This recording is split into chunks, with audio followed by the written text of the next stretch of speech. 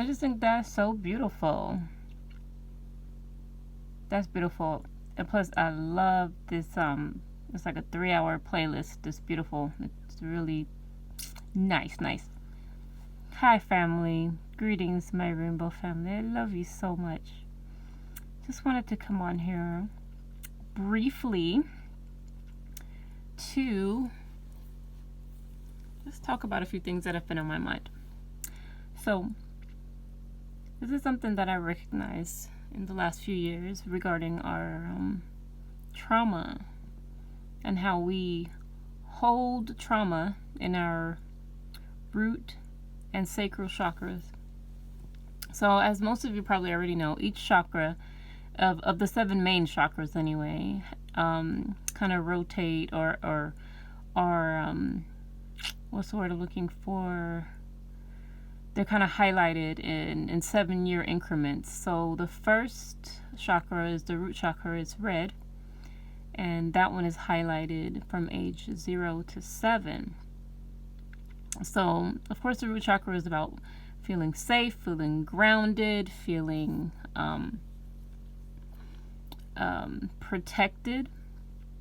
And so if from age 0 to 7 you don't have a very secure protection foundation, safety, feeling grounded, feeling like you live in a friendly, safe universe, those traumas at such a young age, or at any age really, but specifically that age from 0 to 7 will cause your root chakra to be imbalanced, and it can literally affect the rest of your life if those issues don't get addressed, is what I'm saying. If they don't get addressed.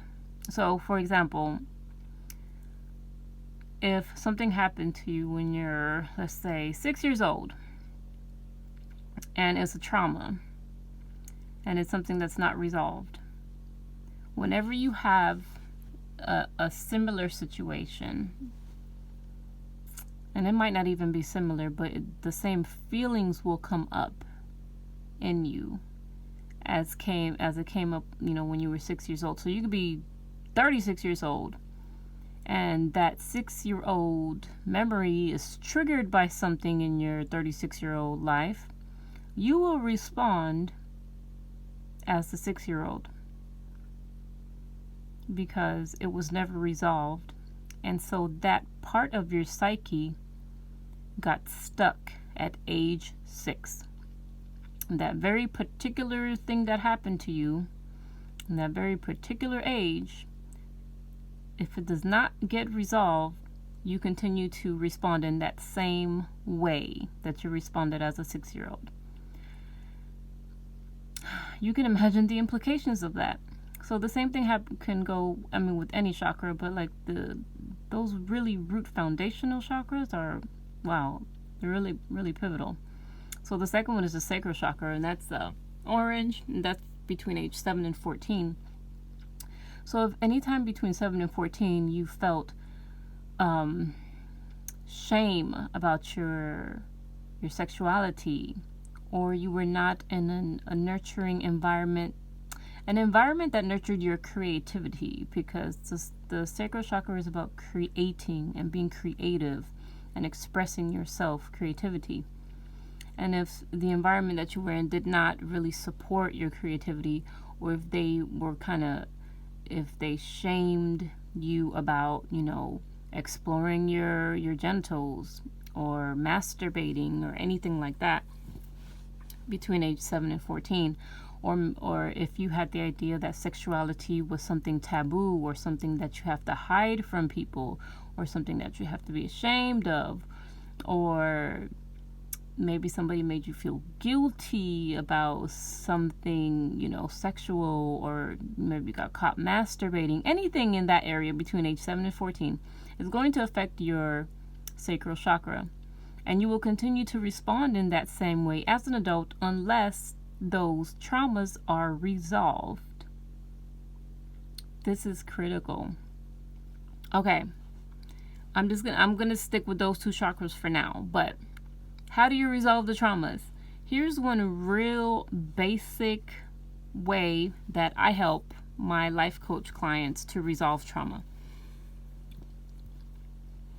So, this is what you got to do. You have to learn how to put yourself in a calm state. Step one, put yourself in a calm state. It doesn't have to be a full blown out meditation, but you basically have to get your brain waves to slow down. Slow down.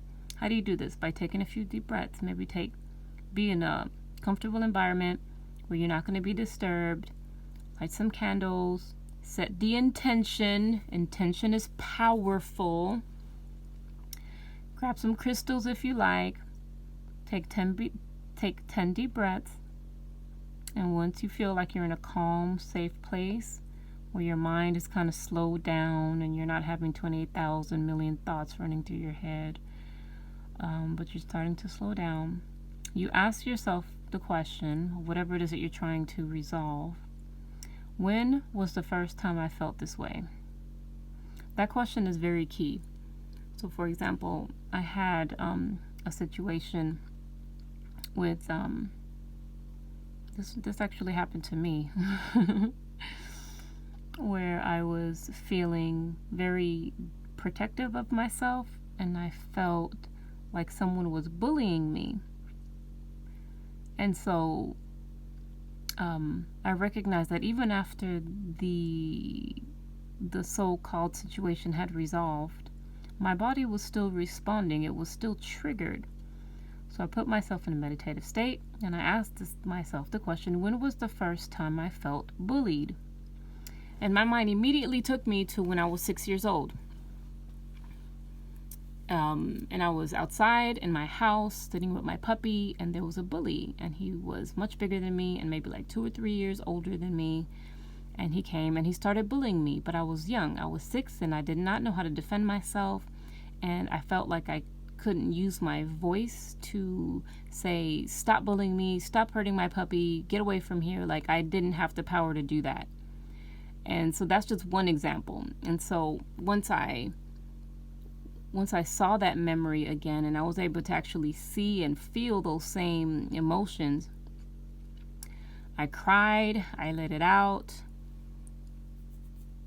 I comforted my inner child. I hugged her, I let her know, it was okay. It was okay that you didn't know what to do. You were young. So basically, you have to comfort your inner child. You have to let him or her know that everything is okay. You have to let her know that you're safe now. You have to let her know that there are no more bullies. For example, that's just for my example. You have to let her know, like, now you can use your voice. Now you can defend yourself. Now you're an adult. You do not have to continue to respond in that childlike manner because you're an adult now and you can communicate your needs and your wants.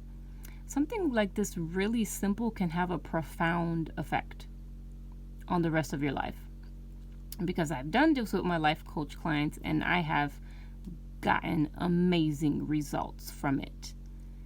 And that's just one small example. Like, we have so many traumas, and this is not about blaming. This is not about blaming your parents for not being nurturing enough, or blaming your romantic partner for not being, aware enough or conscious. This is not about blame. Whatever happened to you happened. Okay? And now, the most important thing is that you acknowledge that it happened and take responsibility for healing yourself.